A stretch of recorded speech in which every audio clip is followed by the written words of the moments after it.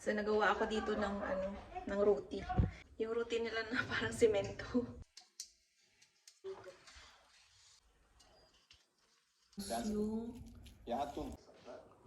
Ayan guys.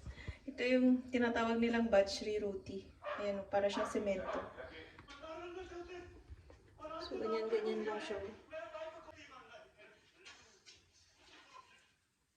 Pabilog-bilugin mo lang siya. So, yung paggawa nito is one at a time lang guys. Huwag mong basahin lahat. Ito lang. Yung gagawin mo lang na portion. Then, warm water kasi winter. See guys, para siyang semento. Ito yung batchery roti. Yung ginawa ni mami nakaraan. So, dandahan mo lang siyang bilugin kasi nasisira siya guys. Yan, unti-unti siyang nabibiyak. Hirap gawin, no?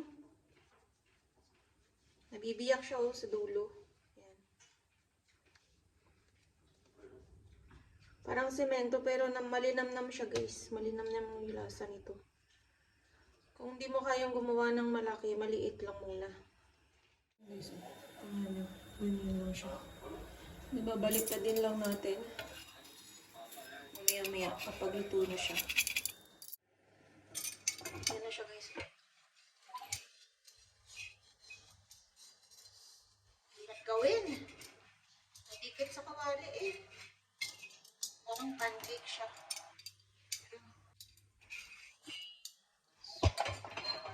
Lagay natin sa fire. Parang ganito.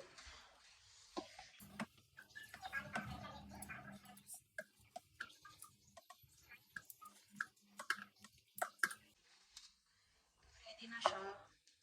Lagyan natin ng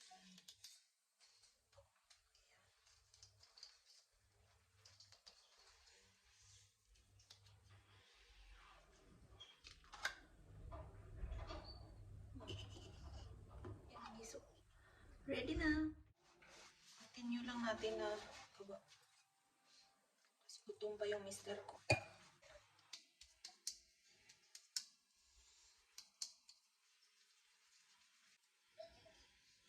Hirap gawing bilog.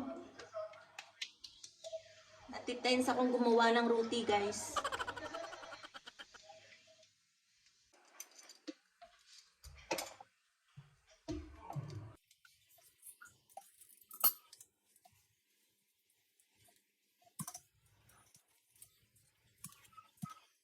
Sarap guys. Masarap ako.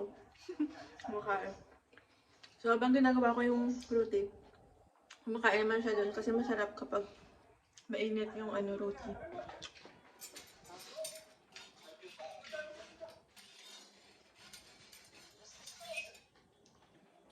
You need to eat this guys hot. You need to serve it hot and eat hot. Because if it's cold, it's not tasty anymore. Masarap.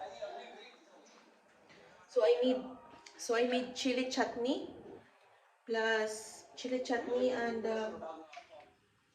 yogurt. Yung makan nilalagay dito. Para siyang butter. Sarap. Hindi sila lalagyan ng chutney. Tapos yung makan. Sarap.